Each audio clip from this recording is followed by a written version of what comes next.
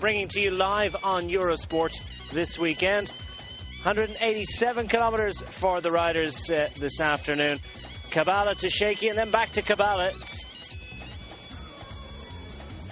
a relatively simple route for the riders, out and back. Just one classified climb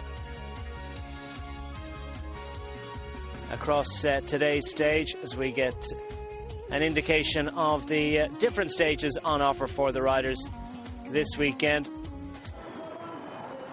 This was the first stage 2 days ago, taken in emphatic style by Marco Kump, the Slovenian rider, with Adria Mobil, late of Tinkoff Saxo, and showing the World Tour class as he edged clear of Francesco Chicchi of Androni Giocattoli. Maxime Avarin is airy with the local Synergy Baku Cycling Project squad, taking third across the line at the conclusion of stage 1. Stage 2 yesterday, well, what a bun fight that was. Absolute carnage and devastation wrought throughout the peloton. Baku to Ismaili, 187 kilometres in total. 3 classified climbs along the way, 2 Category 2 assaults, and the final Cat 1 ascent reached just 33 kilometres from the finish line, by which time, well, there were bodies all over the road.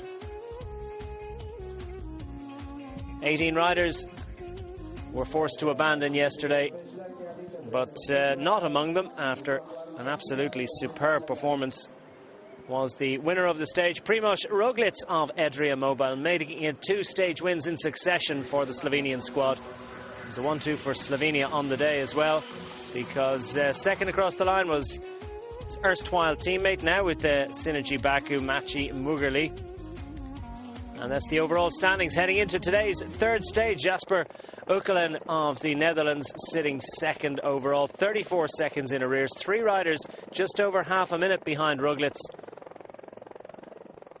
And there's only about 4 or 5 riders left in it with a realistic ambition of overall honours. Absolutely stunning performance by Roglic yesterday on the climbs to Ismaili. To this afternoon's fair, well, as I said, Kabbalah to Shaky, back to Kabbalah, 180 kilometres in total, out and back. Sprint point is at the same point on the road.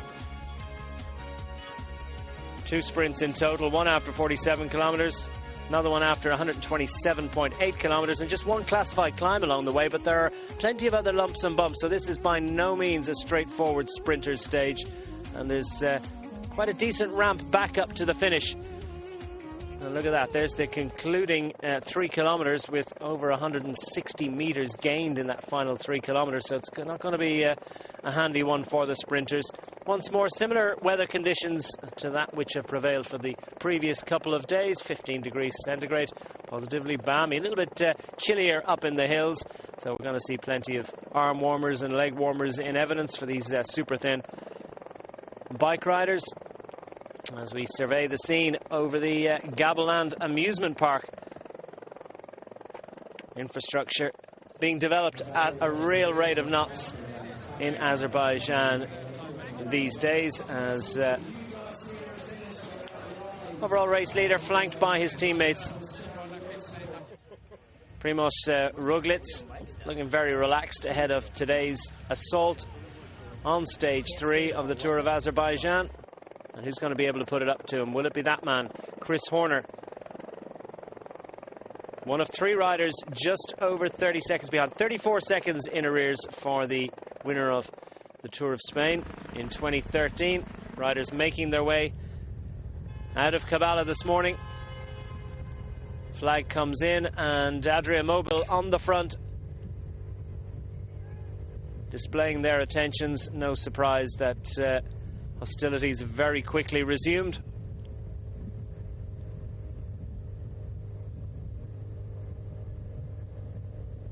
Roglic it is who has the GC lead. Maxime Avarin leading the points competition and wearing the green jersey. The mountains competition, well, that's also being led by Roglic by scant single point advantage. Surutkovic, though, 1 point behind, and he'll be wearing that jersey today. Some of the sights and scenes of this beautiful nation being presented to us. The Beauties waterfall hidden in the dense and abundant forest surrounding Gabala. One of nature's great highlights in this region.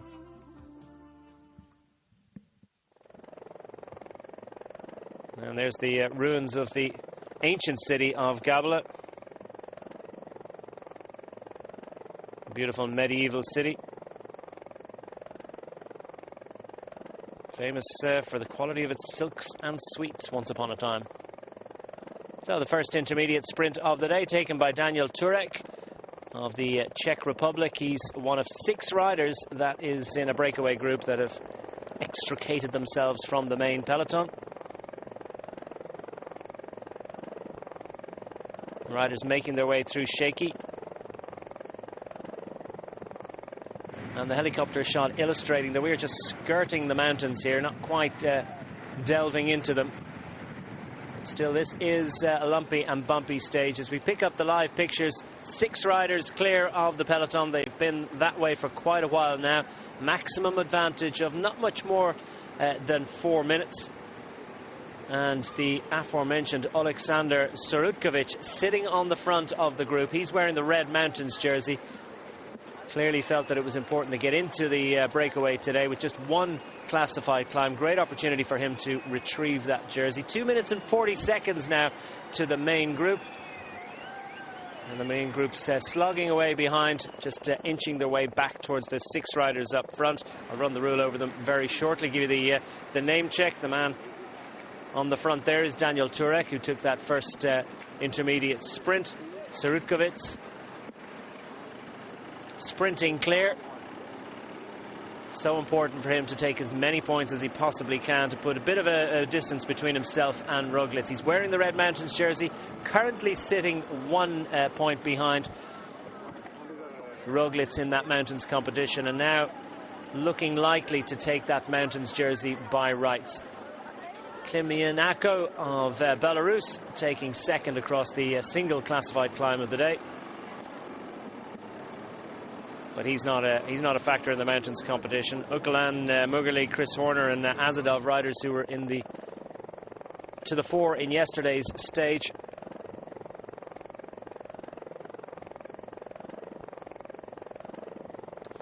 More sights and sounds. The Caravanserai, one of 3 of them, showing the importance of Shaky as a trade centre between Dagestan in the south and the Soviet era. Shaky had the largest silk production factory of the USSR. And this the Palace of Shaky Khan, most famous attraction of Shaky, built at the end of the 18th century in the Osmanic style. Legend has it, it was built without using a single nail. So that's the situation as it prevails. We're going to get a quick commercial break. Out to you.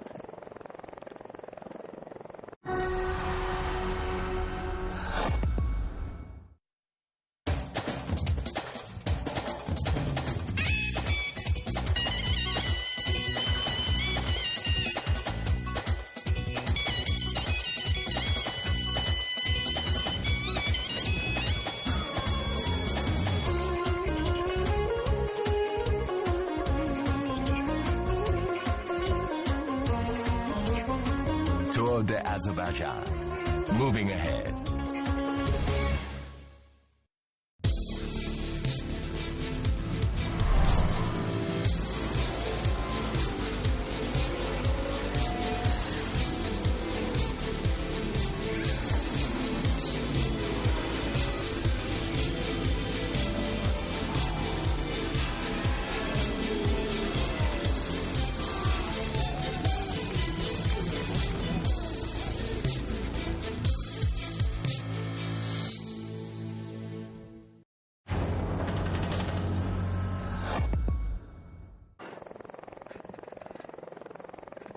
It's day 3 of Tour of Azerbaijan. The riders making their way from Kabala to Shaky and then back to Kabala. It's out and back.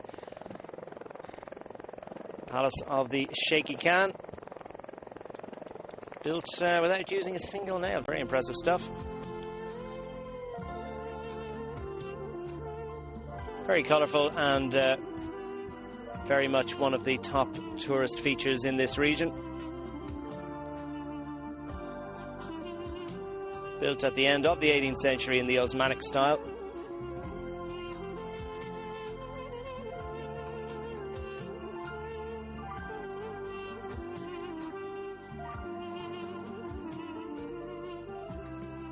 Now, somewhere out there are some bike racers who are laying down the watts in a big way. 6 riders up front, as they have been since very early on in the stage.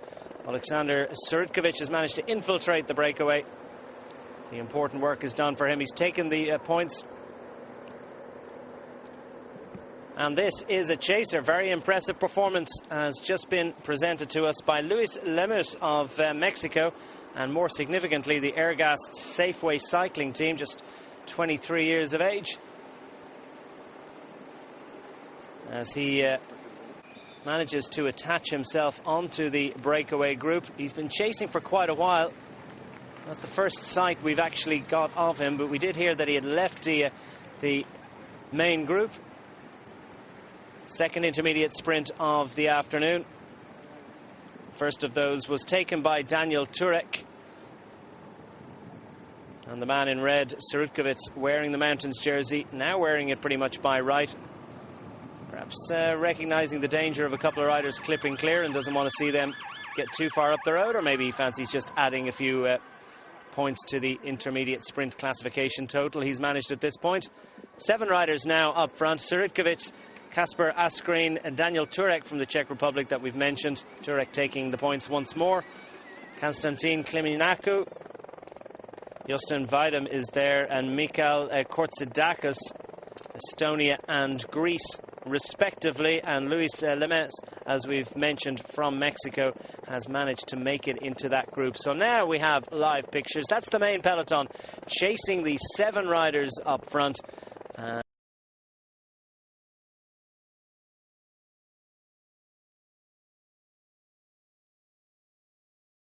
And what will they be able riders within touching distance? Is Magnus Backstedt is alongside. If you want to get in touch, it's hashtag home of cycling at DQ Sport for myself, at Maggie_PR for the man alongside, running the rule over the teams this afternoon. And Magnus, very interesting that the Airgas Safeway cycling team have put a rider across that group. Impressive performance by Lemus to actually make the junction. Yeah, definitely a big gap that he jumped across, and it clearly felt that it was important to have someone up there, because you know, for the individual stage itself, it's always going to come down to whether the guys from Adria Mobil feel like they want to bring these back and you know, set it up for a stage win for one of their riders, or whether they are actually happy to leave them out, leave these riders out there. You know, there's no real threat really on the general classification. Luis Lemus, who came up here from Airgas Safety cycling team, is actually the best ranked rider on the general classification.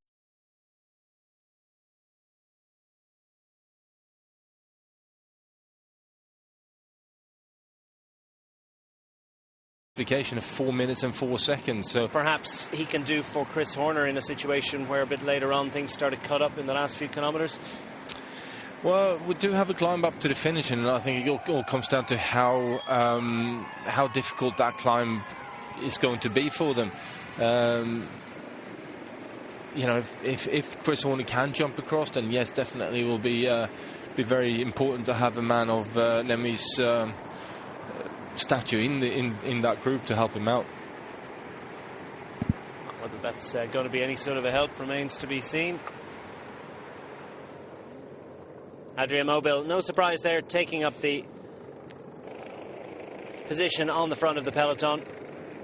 Overall race leader Primoz Roglic in the blue jersey, safely nestled behind the massed ranks of the Adria Mobil Slovenian squad, almost a national squad. 2:35 now the advantage, over 4 minutes as I say, but now that's been pared back to 2.5 minutes with 44 kilometres left. You'd say that's well within touching distance, especially with that relatively difficult ramp up to the finish.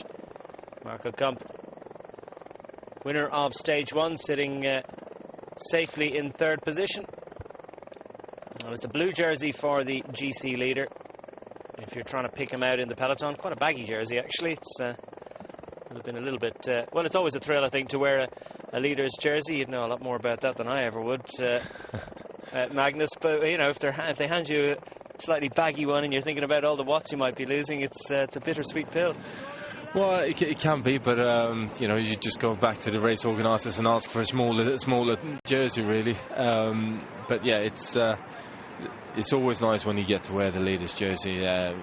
You know, it's worth about 10 watts on its own, isn't it? Well, it certainly can be. It certainly can be, and it all depends on how many leaders' jerseys you've had kicking around in your career as well, and how many days you've spent in it. Whether it's that excitement of wearing it, or whether it's a burden, and it obviously depends on how well you're going as well. And I think Roglic is definitely going well at this point.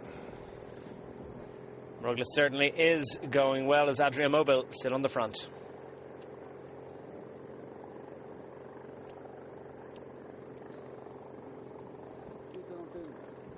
The squad of the overall race leader, Adrian Mobile, doing what race leading teams do best,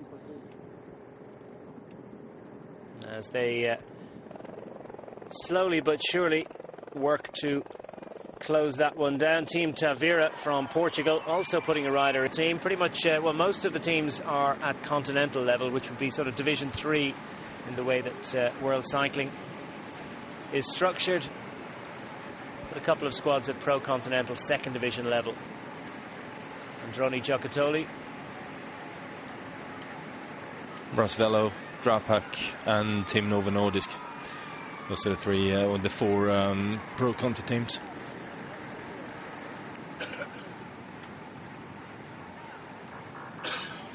.55 on screen there, the small compact figure of the twice Mexican national road race champion Luis Lemus.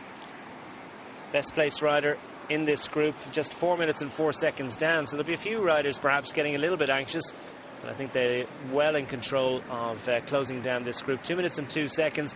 It's all about what sort of a lead they have when they get to that final finishing ramp.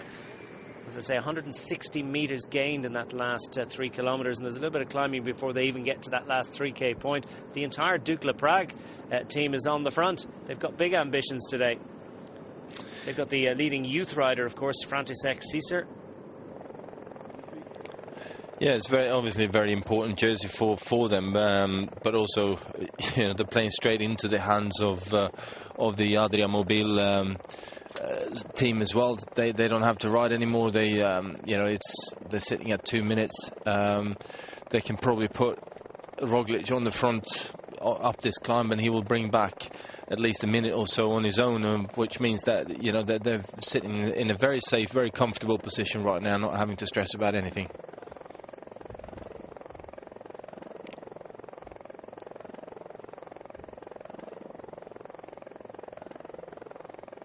So now just over 33 kilometres remaining on stage 3 of Tour of Azerbaijan.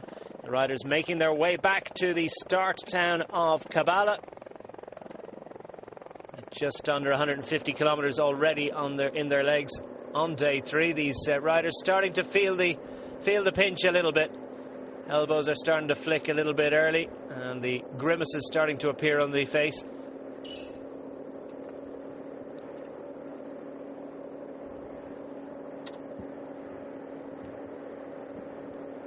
Rider from the Minsk Cycling Club making his way through. Great to see cycling clubs, isn't it? They're not just teams, they're clubs.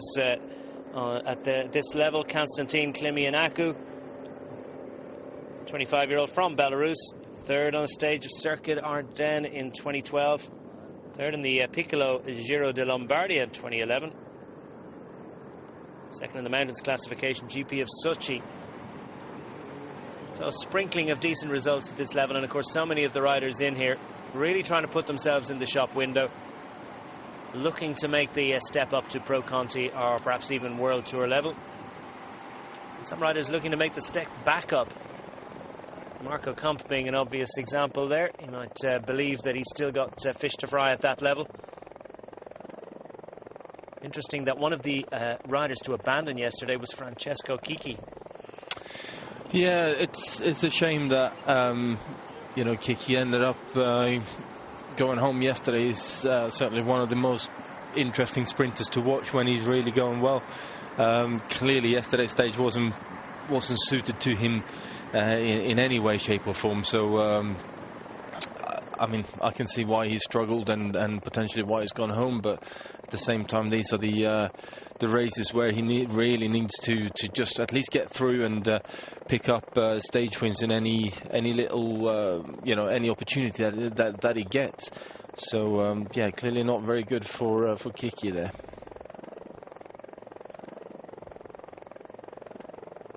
And the peloton really pushing on now. It's going to be tough for riders going back to get bottles, or any rider that might be chasing back on after any difficulty encountered. Yeah, I think with this pace in the peloton, it's definitely not going to be very easy to get back on. I think going back getting bottles and things is a different scenario. That tends to be relatively easy to be done, and you only got 11 Ks left of the bar being open. But yeah, I think it's definitely going to be hard for anyone else to find their way back on, as should they have been dropped earlier. That helicopter giving them a bit of a helping hand, I think, with the wind. I know, yeah. You get too close, you can drive a rider on. If you get, well, you can also slow them up. Well, Laurent Fignon went to his grave believing that Francesco Moser had been blown along by the helicopter at the Giro d'Italia in, was it 84? Someone tell me exactly what year that was. And of course, wasn't it a similar sort of thing at the Tour de France when Greg won? Yeah, oh really? Well, I think there was at least a similar kind of belief that there might have been a little bit of extra assistance. Yeah, exactly. I think that can get into the mind of a rider. Yeah, Laurent Fignon, he believed that the helicopter was slowing him up because it just got so close. It was really a choppy wake from the rotors up above, and that similarly the helicopter was behind Moser and pushing him along. Francesco Moser, great all-rounder, and managing to win the Giro d'Italia, which many might have thought was beyond his capability, but one of the legends of cycling, as indeed was the late great Laurent Fignon.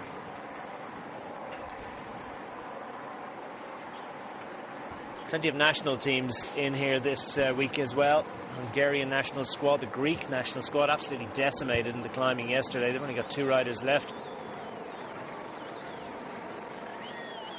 And school kids coming out, a little bit of a break from their lessons as they see the colourful side of UCI international bike racing at its very best. The gap now 1 minute and 40 seconds to these 7 riders up front, still working smoothly, working in unison. Nobody shirking, everybody still able to make a decent contribution. But the peloton behind, we get confirmation. 1 minute and 40 seconds now. And surely their days are numbered. And the question is, who's got any sort of strength for that finishing ramp? Is there anyone in this breakaway group that will retain the strength to actually get involved? Clearly, Dukla Prague believe that they can put a rider into the mix. František Sisser, he's leading the youth riders competition, wearing the purple jersey. He's got a 1 minute and 42 seconds advantage over Daniel Turek. Turek is in the break, so that perhaps being part of their motivation for chasing things down. It might not just be about closing it down to present themselves for the stage finish, but as much to make sure that Turek is called to account. Sisser sitting 7th overall.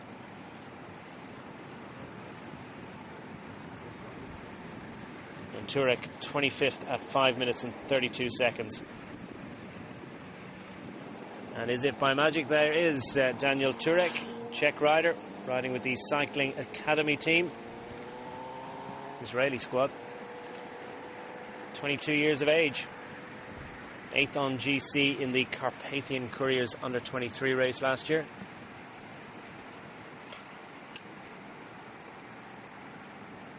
Kazakh national squad at the back, wearing those oh-so-familiar colours that we know from World Tour Racing with the Astana team. It's Nurbalat Kulimbetov, who will believe perhaps that he has a future with Astana. He's sitting 61st overall, just under 19 minutes behind.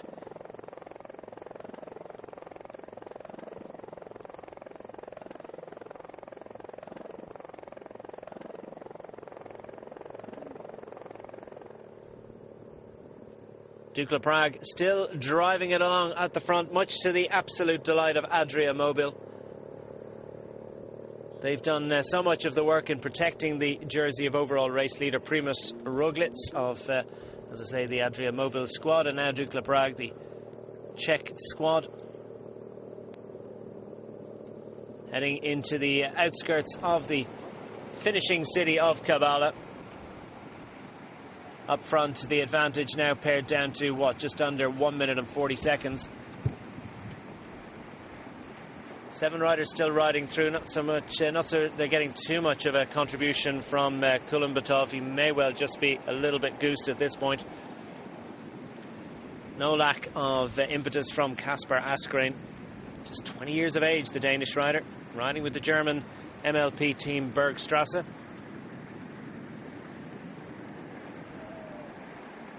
Airgas Safeway cycling team rider Luis Lemus hands over to the Mountains jersey classification leader Surutkovits.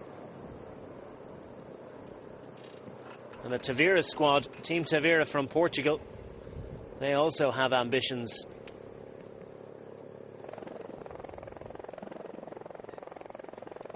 So just over 20 kilometers remaining on stage 3 of Tour of Azerbaijan. The riders making their way to Kavala. We'll get another break out of the way back after these.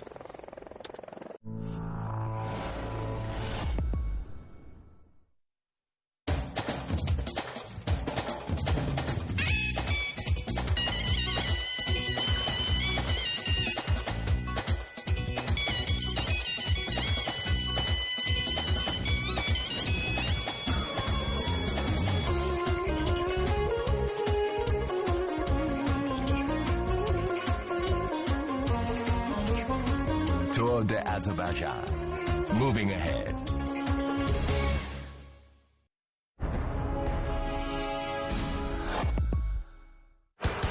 In Australia, they've got their own rules, and they apply them to a game they lovingly call footy.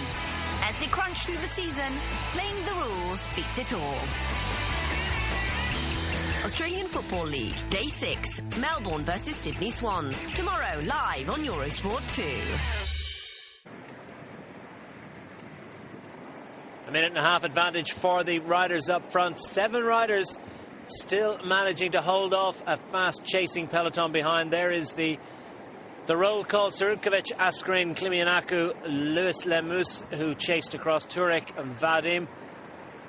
And collecting tickets at the back, Kulenbatov of the Kazakhstan national squad, as the team managers and indeed the commissars come up to give final instructions to the riders. I think the cars are going to be coming out relatively soon.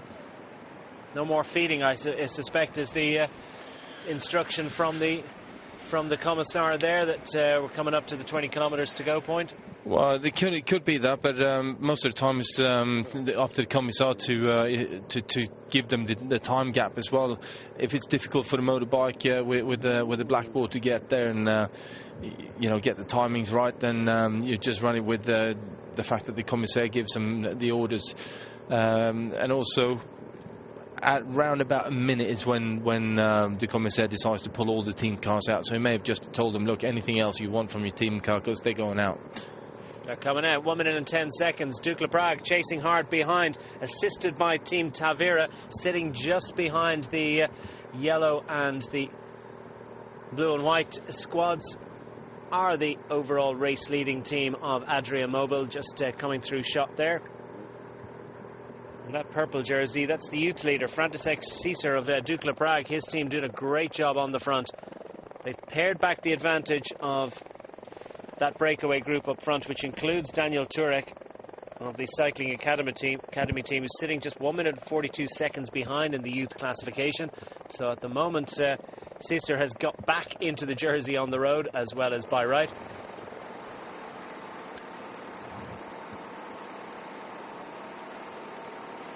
"20 kilometers remaining. It's a very, very different stage for the riders today. Groups all over the road yesterday, scattered to the four winds.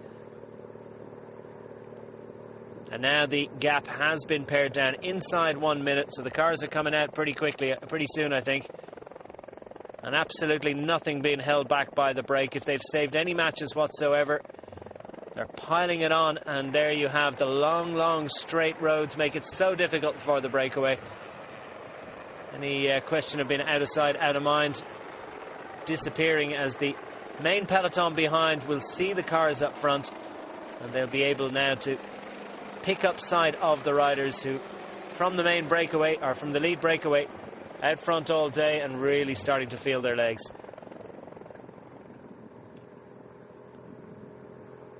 Already starting to head into that little false flat section that's going to take us up to that finishing ramp. The riders from Dukla Prague and Team Tavira starting to suffer a little bit. They really are piling it on up front. I'm not sure we're going to get much of a contribution from that rider again. He really was absolutely dying by the time he pulled off. Yeah, well, if you get told that, you ride as hard as you can, as long as you can, to bring these guys back, as we've got a few attacks happening up in the leader group. So it's the fight to be last man standing. Surutkovits is perhaps a little less concerned with that. He wanted to get into the break today to make sure that he got the mountains points. Job done for him. He's got back that jersey by right. He's just wearing it for the overall race leader Roglic today, but now he's got the lead, and not so keen to get involved in the finish. Well, there you go. 20 kilometers to go, it says at the side of the road. 18 kilometers to go, according to the caption on screen, which immediately disappears. So there's going to be a little bit of a conversation to see whether we are within 20 kilometers of the finish, or maybe a little bit further up the road. 4 riders up front. 5 riders from the breakaway group.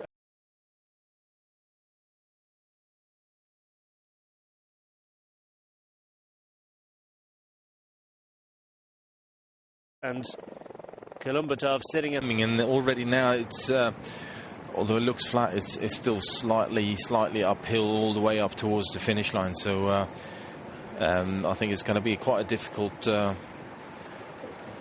final. Certainly, if you're traveling at the speed that you are here, into a sort of one maybe 2% incline, then it tends to wear you down quite quickly. Daniel Turek's not too keen to go to the front, but by some considerable margin, the most aggressive rider in here is the rider who joined the breakaway last, Luis Lemus of Mexico. Probably the most talented. Turek sees that this gap is just not going to be closed by his breakaway companion Justin Vadim, who's all gesticulations, but now he has to close a gap himself. So riders suffering a little bit, and not perhaps the decision making a little bit affected by the fact they've been out there for a long time. Klimianakov sits on Justin Vadim's wheel as Vadim grinds his way across the gap, and Kolumbatov, who's been sitting on for a while, doesn't seem to have any difficulty making the well, he knows he needs to stay in the wheels and immediately close the gap and not let these little gaps go, because he might suffer to get across them. But the man really showing the big impetus at the moment. He arrived at the break late, and he wants to make it last all the way to the line, if at all possible. Luis Lemus of Mexico, smallest rider in the group, just 23 years of age, but he's got a very impressive palmares already. Twice National Road Race champion of Mexico, 4th in the National Road Race Championships in 2014. Stage and 5th on GC and Tour of Hokkaido last year as well. So a rider with a developing reputation. And these 2 riders jettisoned from the breakaway group. In red, Surutkovits, second rider here, happy and content to see the main bunch come up behind. It's job done for him. The man from the Ukraine and the local Synergy Baku cycling project squad. Objective achieved, and they've certainly been involved in all the action so far this week.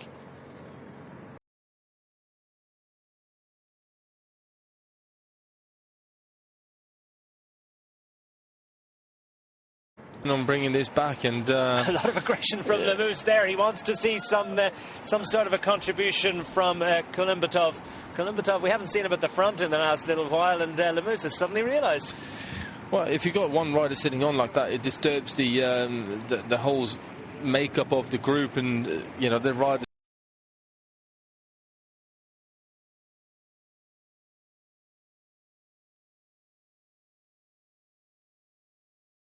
start just about anyone around if you really want to.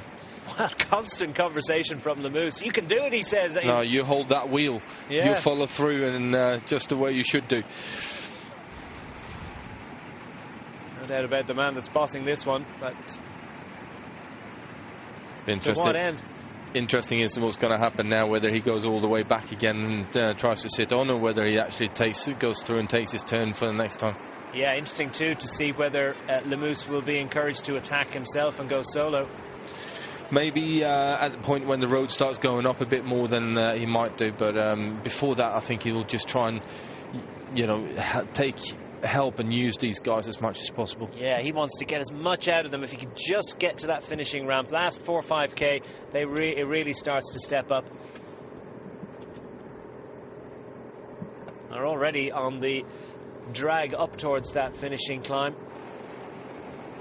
So the road is going more up than down at the moment, and it's really going to be difficult for the riders who've been in the breakaway all day. Many of whom are not, well, they're still very much at the outset of their career, so developing the strength to go long. Justin Vadim from Estonia rolling through, number 226, the Estonian national team rider. He's just 20 years of age.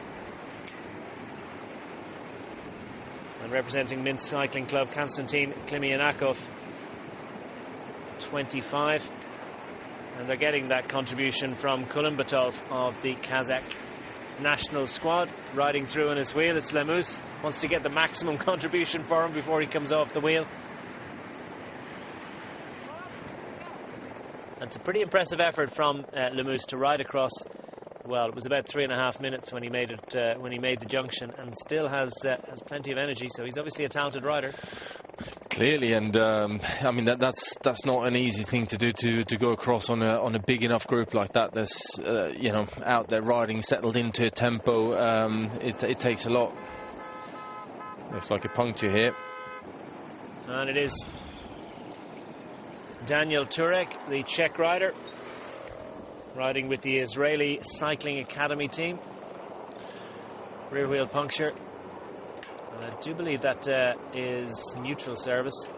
Most of the team cars in this event, of course, are supplied by the organisers. It's a long travel. It's definitely a neutral car, because the quick releases aren't made up to what they where they should be. So a difficult situation. He's not getting an identical wheel, getting one from neutral, and as Magnus said, he's just got to wind up that quick release. So a little bit of frustration. It's going to be difficult for Turek to make it back. In fact, it's probably just in the nick of that he'll be able to be picked up by the bunch now. Well, the mechanics in the team car, when it's your team car, they actually got the dropouts for your bikes. So whether you got 1 or 2 different models and the dropouts may be different, they got a couple of the, you know, all the different dropouts for the team bikes.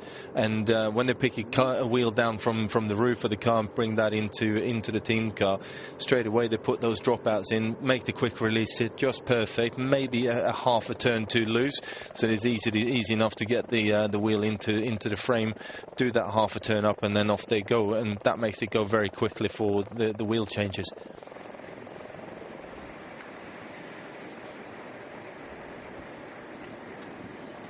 On the front, grinding away in a very big gear indeed, is Konstantin Klimianakov of Belarus.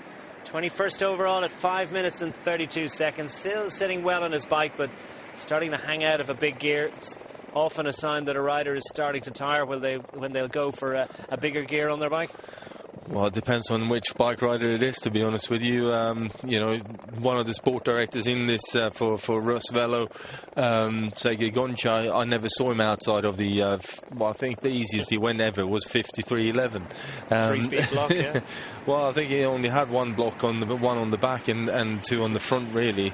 Uphill it was a 39.11, and downhill is a 53.11. No, joking aside, it is very much you know, each individual rider, what they prefer to do, how they perform the best, and you know, some riders can sit and hold a much higher cadence than others can, and a lot of the time it's the makeup of your muscle groups and how you transport oxygen to the group and to the muscles. That's why we see some riders very capable of spinning up a climb, others not so much, and that's just a difference in from person to person. One man that's suffering at the moment, Justin Vadim, really struggled to get back onto the wheel of Luis Lemus of Mexico as he rolled through after doing his turn. Plenty of contribution now from Kulimbatov. He realised that he wasn't going to be able to get away with that for too long. So 4 riders up front. We've lost Turek to a puncture. We've lost the 2 others from the breakaway group. And this little bit flurry of attacking happened about 10 kilometres ago. They were jettisoned and are back in the main peloton.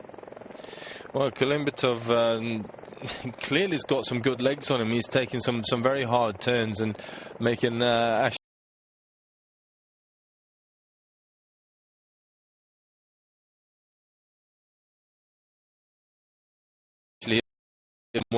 what to do is probably a good thing, and I think most of the riders in this group are quite happy that they bossed Kulimbatov around to make him work.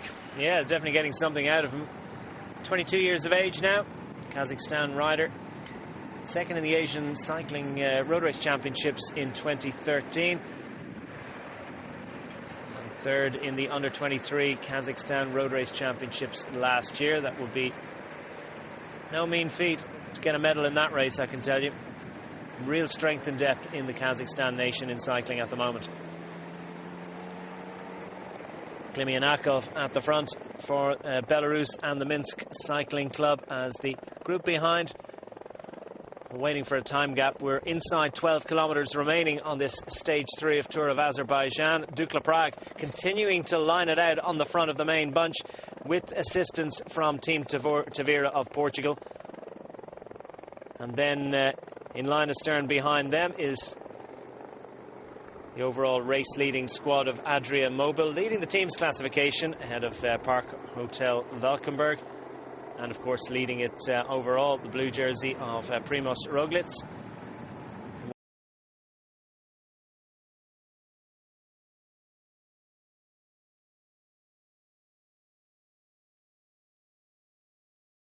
Well, and 4 riders working on the front. There's not much more than 4 riders on the front of the main peloton, and they've been there for a while now. Maybe there's 5 or 6, so there's a little bit of extra legwork there going on the front, but now it's stabilised a little bit, and there's every chance that these 4 riders are at least going to get to that finishing ramp and have some chance. Yeah, they may still have a chance, but it could also be that the peloton has decided that let's not put too much effort into this. There is still a ramp up to deal with, and you know, we can just wait and really drive it hard in the opening part of that climb. Leading Team Tavira riders, Daniel Mestre, 27th overall, 5 minutes and 32 seconds in arrears. So obviously going well, because any riders that were within 5-6 minutes of Roglic at the conclusion of yesterday's stage actually had a reasonably good day out. Several riders from the early break surviving to contest yesterday's stage. 3 riders chasing home the lone winner, Roglic, at a distance of 34 seconds. And then after that was, I think about 350 back to the next group.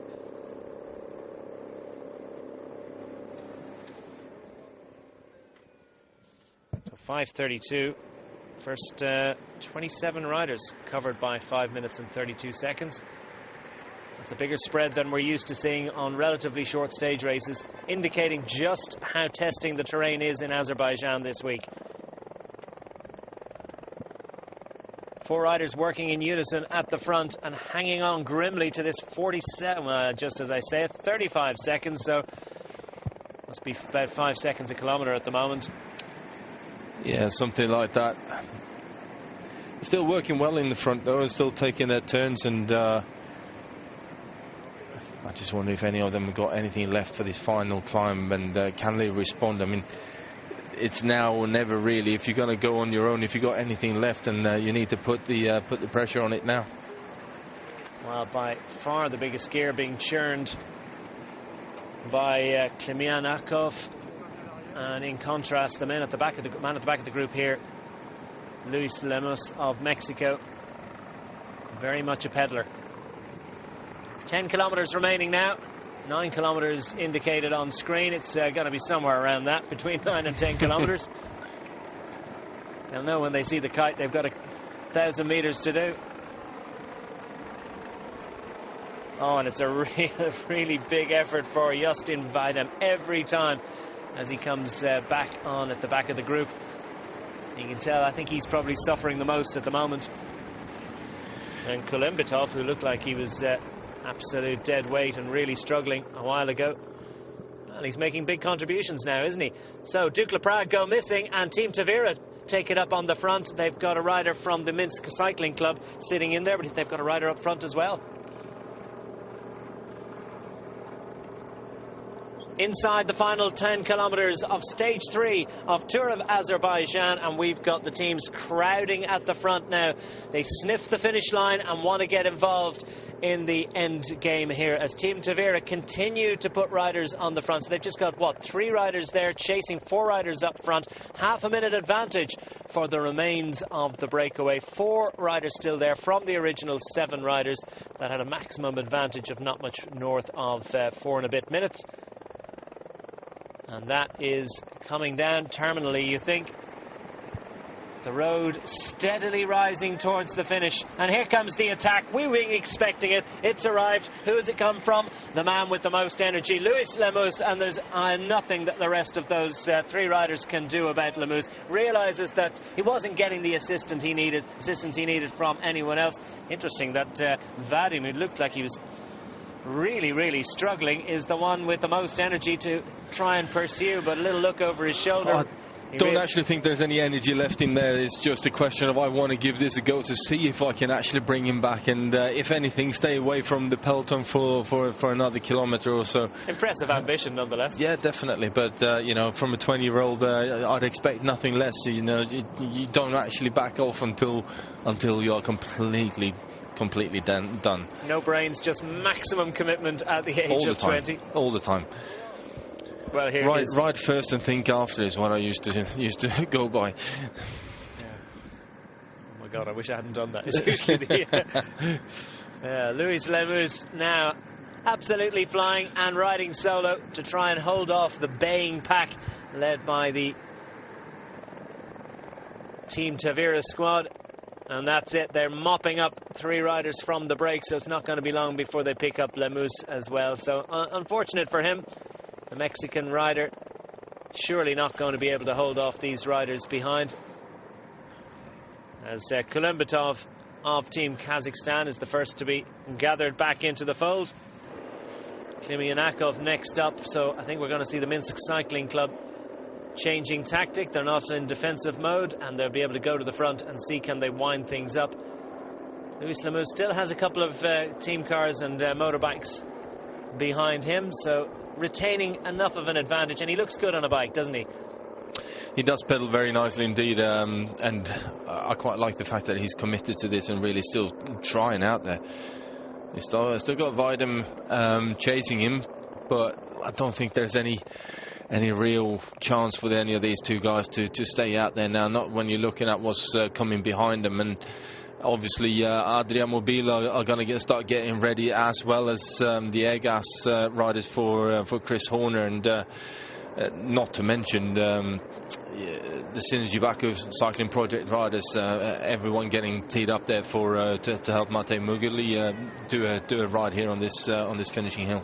Yeah, the Leopard development squad as well, also lining up behind Team Tavira. Team Tavira, the entire team on the front. Crowds gathering at the side of the road as Luis Lemus, at that busy compact style, hunched over the bars, gets low, doesn't he?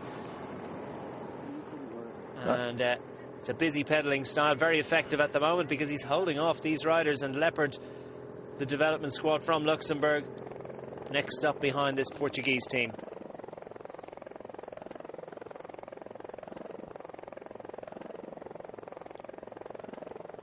Not much longer for Lemus. It's been a brave effort. Missed the initial breakaway, rode across to them solo, and then was the extra legs for them. Realises the game is up. Takes a drink and will resume in the group. He'll hand it over to his team leader, Chris Horner, to see what he can do about defending his 4th position overall, 34 seconds in arrears, and perhaps maybe closing it a little bit on this finishing climb to the finish.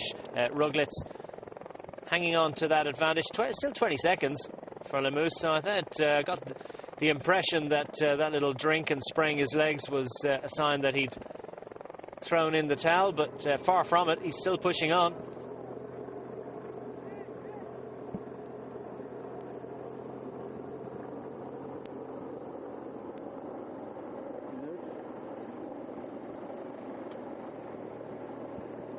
And now the Leopard development squad take it up on the front. Team Tavira have done their duty to this point. 6 kilometres remaining. Lemous hanging on. For how much longer can he manage? He's done a nice job on his numbers, hasn't he? Yeah, he's rounding the edges. Well, it's all about the little details, isn't it? Well, one little detail is that things are pretty savage in the bunch at the moment. They're all lined out. It's tough to move up.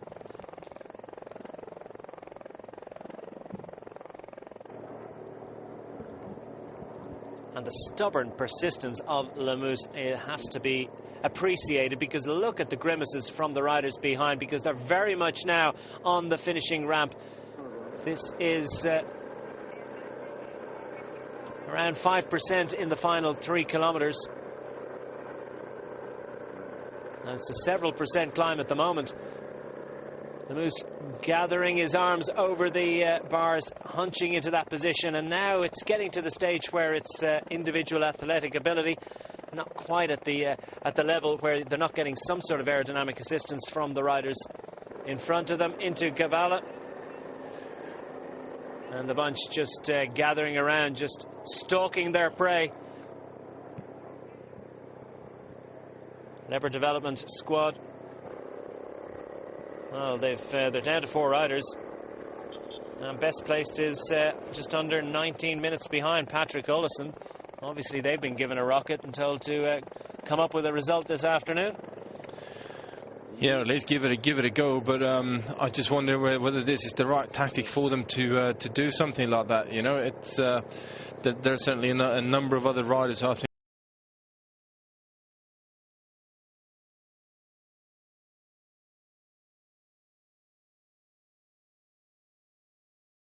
a couple of days, and he's a big man, 88 kilograms, but this hill not beyond his capabilities at the moment. And an attack comes from on post chain reactions.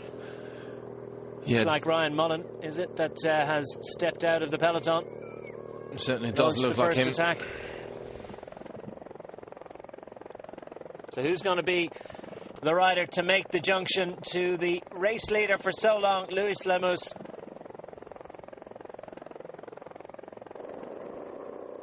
Hanging on grimly for so long, and still hanging on out there.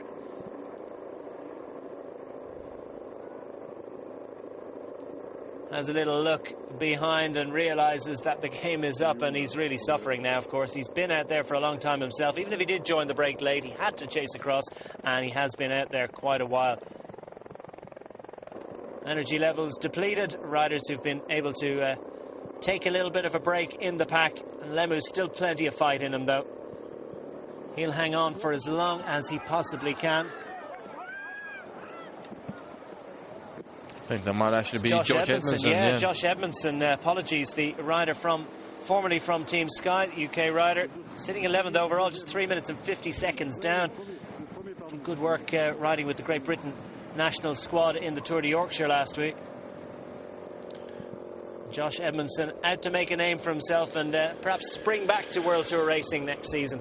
Yeah, I think it's potentially a bit early for a move from Edmondson. Actually, I would have expected him to wait that fraction longer until the ramps really are starting to go up. So Josh Edmondson from On Post Chain Reactions has the time and the control to take a drink. Clearly this is getting fairly hot out there, but he has a decent advantage. Still, Luis Lemous hangs on.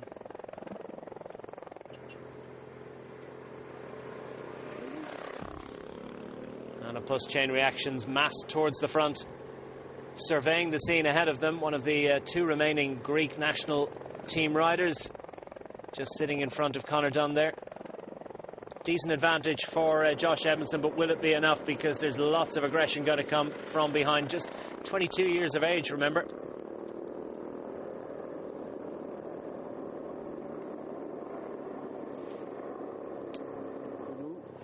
Well, he's certainly making everyone chase hard in the peloton. Although no real panic, I think, for certainly for the Adriamobile riders who, you know, Edmondson is at 3 minutes and 50 seconds, so Roglic has still got some time. Although for the likes of Chris Horner, well, yeah, he's still okay as well. There's certainly a couple of riders up here who want to keep an eye on Edmondson. Yeah, he's starting to just open up that gap ever more, as the riders behind not willing to pull the trigger too early. It's going to be about leaving this one as late as possible, well inside the final 10 kilometers, remember. I think he's got enough safety pins in there.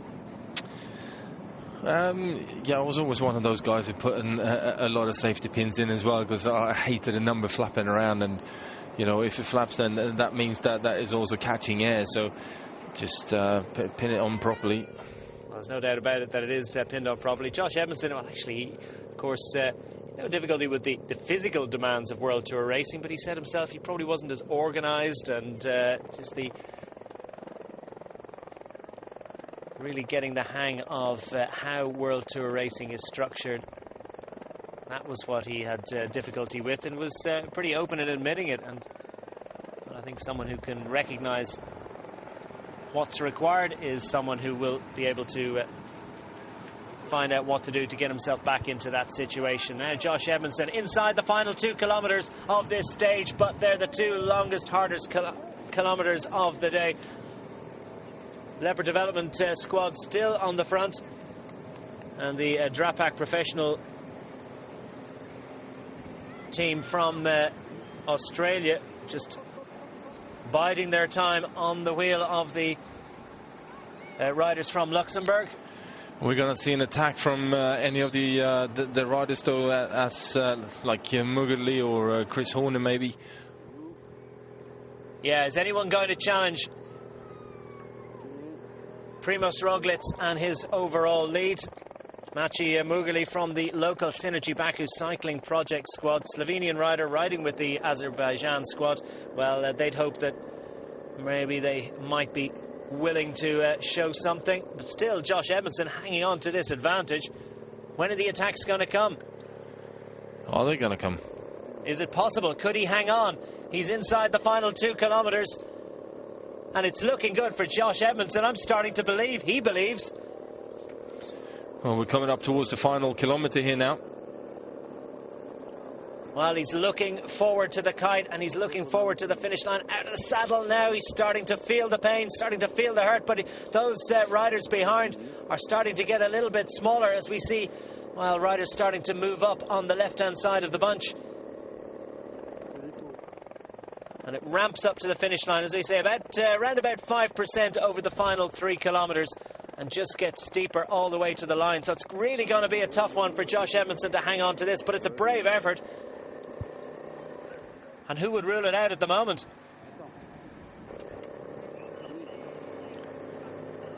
It's Andreas Graf that we just spotted.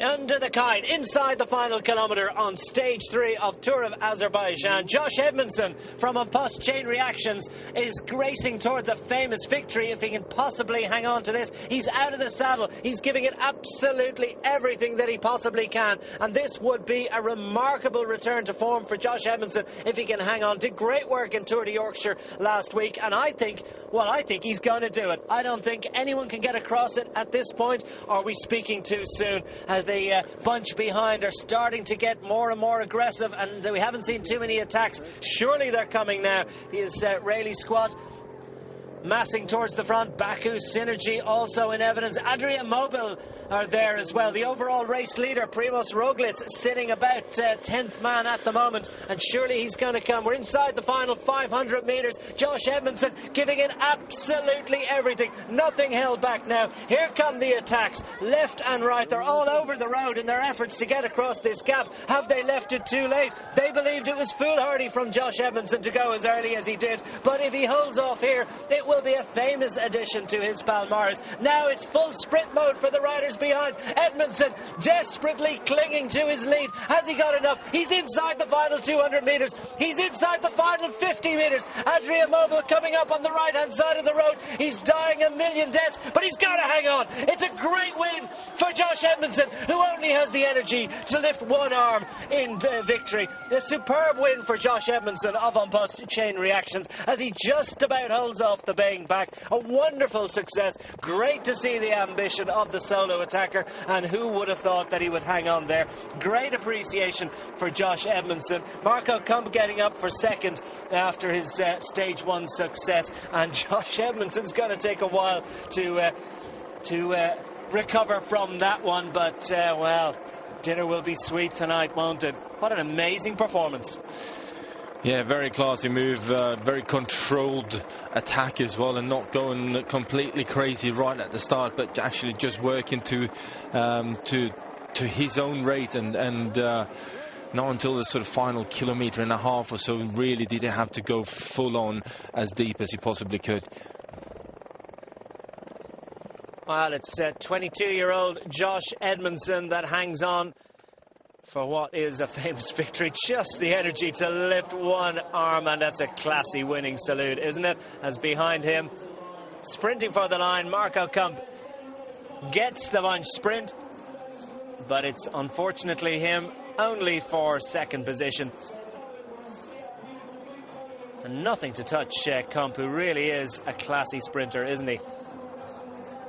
Perhaps a little frustrated that his Adria Mobil squad weren't able to close down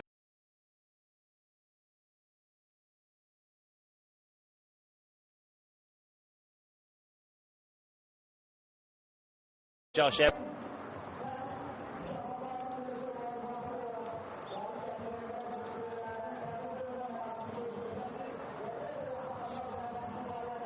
Relief for Edmondson, and great pleasure after what is one that he will celebrate for quite a while, I think. Victory on stage 3, Josh Edmondson.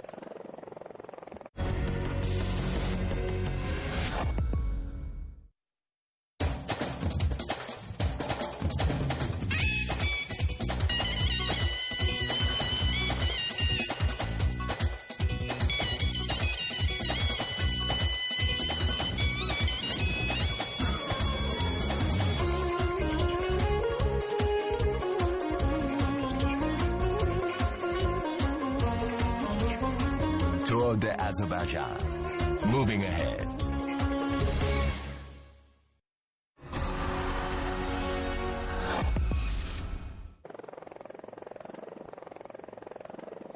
I've just witnessed a very, very impressive stage success in Tour of Azerbaijan, taken by Josh Edmondson, the man from Leeds, racing with On Post Chain Reactions this year, having stepped down from the Sky Pro Cycling squad, showing just the sort of class that has made him one of the top riders from Britain in recent seasons, and still a man with a big future in the sport. Marco Kump, another man racing with the World Tour squad last year, sprinting clear of the peloton to take second on the line, but the late attack from Josh Edmondson inside the last 3 or 4 kilometres, producing the goods in Tour of Azerbaijan. We won't have seen too many changes overall. The overall race leader, Primoz Roglic, still very much safely nestled in the lead group. Marco Kump not a feature overall, neither indeed Josh Edmondson. Sitting 11th at 3 minutes and 50 seconds going into today's stage. No time bonuses on the line. Edmondson's not going to move up a whole lot on GC, perhaps 1 or 2 positions.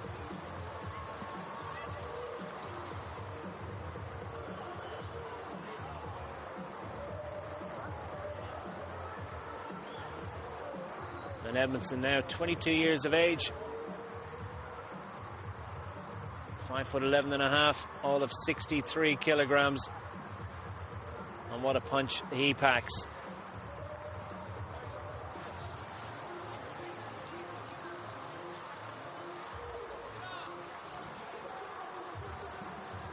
And that won't do him any harm in his efforts to try and get back to World Tour racing. No, I mean, every day that you keep on winning, every day that you do win, you take a step in the right direction, and certainly getting more confidence as well. But you know, Josh has been up there. He knows what it takes. He knows what's needed, and I think it's going to be more than just a stage win in Tour d'Azerbaijan to get himself back up to that level again. I think he kind of wants to make sure that he's got everything sorted out and understood around him before he decides to sort of start looking for another contract at a higher level. I look forward to hearing from Josh Edmondson very shortly. The master ranks of the Dukla Prague team are there. What great job they did. Team Tavira as well, very much involved in closing down the early breakaway and providing the springboard ultimately, though, not for one of their own team riders, but for Josh Edmondson. Late of Team Sky, now with On Post Chain Reactions. Couple of guest appearances with the Great Britain squad lately. It was, I think, 3 or 4k out, but we thought it was a good stage for Zandro or Adis, but then we always said before, if I feel good, then attacking the final and see if I can hold off. It was hard with the win, but I felt good, so I just about held off. What does this victory mean to you? It means a lot, you know, coming to a new team and everything, and you know, I've got good legs early in the season for me. Like, this is still quite early, so I'm really happy with it. And now enjoying the victory, of course, but do you have some plans for the upcoming 2 stages? Yeah, I think tomorrow we'll try for the sprint again for Adis, because it's a flatter day. And then the final stage is more of a GC day, so I want to try again there. Thank you.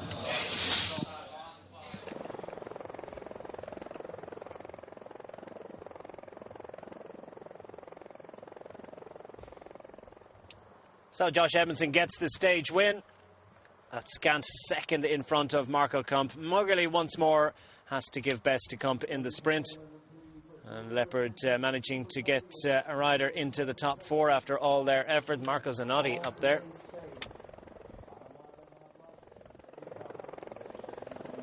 Now what's that done to the overall? We wait for confirmation. Very little, I would imagine.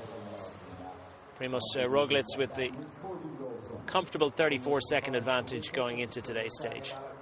Vice President of the Azerbaijan Cycling Federation.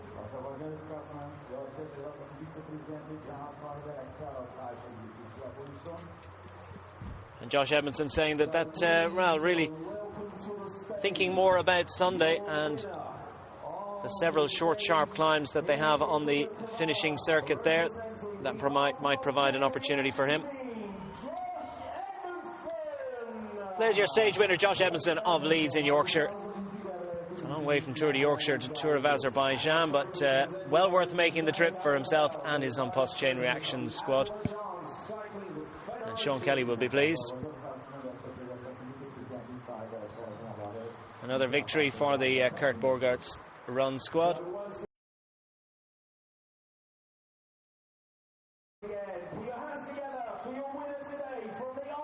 And he could get used to that.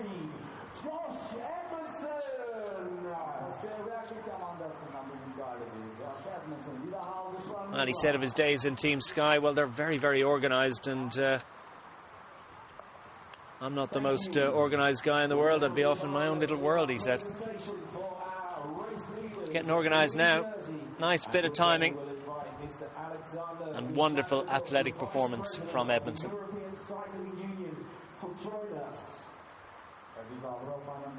Azerbaijan getting set to play host, of course, to the European Games coming up next month. The road race, BMX racing as well in evidence on that occasion. So the overall race lead is retained as expected by Primoz Roglic. safely to the fore in that group. Extraordinary performance in yesterday's second stage. Man from Slovenia and his Adria Mobil squad. He'll have that blue jersey for another day, and probably through to Sunday. Race leaders, blue jersey, going into the stage tomorrow.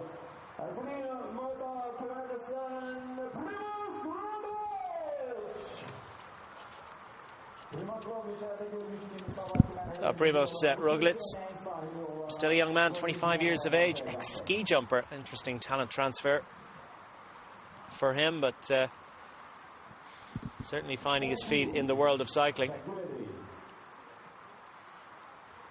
Second in the recent Tour of